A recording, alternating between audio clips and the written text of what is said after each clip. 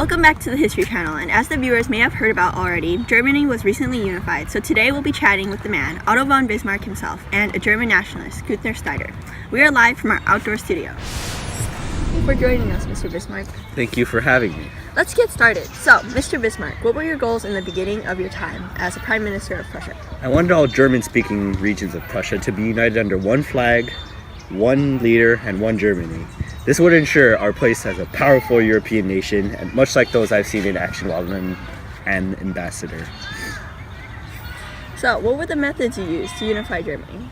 I unified Germany with nationalism by explaining to the people that we need to have one unified nation in order to survive under the growing number of powers in Europe. If we remain divided, we would be bullied and tossed around by the powers of France and Russia, since our borders were exposed to invasions. Not only this, but I also used our military strength to allow regions under foreign power to achieve their desires and join the unified Germany. Basically, two of the main methods I used were annexation and hostility. Ah yes, I've heard that you annexed territories along the border with France. Areas of now what's Denmark, Poland, and Czech Republic were forcefully taken over. Over the years, you have decided to spark several wars. What were your intentions? With these wars, I intended to help the German people under foreign control join the unified nations so that we would be able to gain more power against our enemies. For example, the Danish government claimed territories with a population of German majority, and German nationalists were absolutely furious with that. Therefore, I started the Danish War to gain the trust and support of those German nationalists who eventually helped me with the unification of the entire Germany. So, what other accomplishments have you had besides unifying Germany? Once Chancellor, I initiated several political, social, and economic initiatives that pushed Germany in what I felt was the right direction. Politically, I formed alliances with the surrounding nations such as Italy and Austria-Hungary. This was to unite as well as needed to keep the peace in Europe. Oh yeah, and I also hosted the Berlin Conference of 1884 to 1885 that divided up Africa into colonies for European powers to take. Thank you for joining us, Mr. Schneider.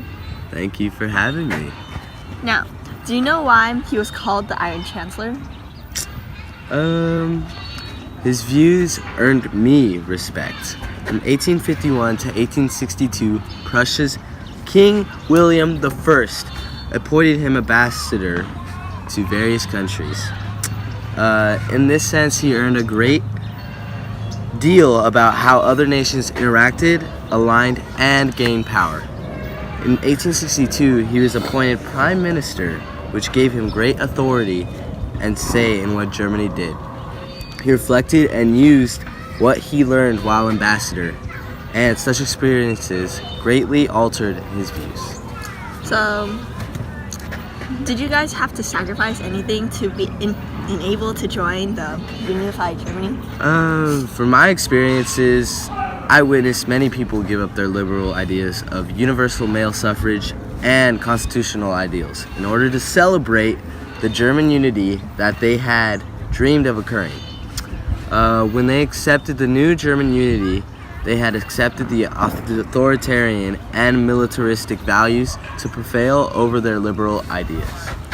Well, I think that's all we have time for today in this session. So thank you so much for being here with us today and telling us about your amazing story. Oh, you are so welcome.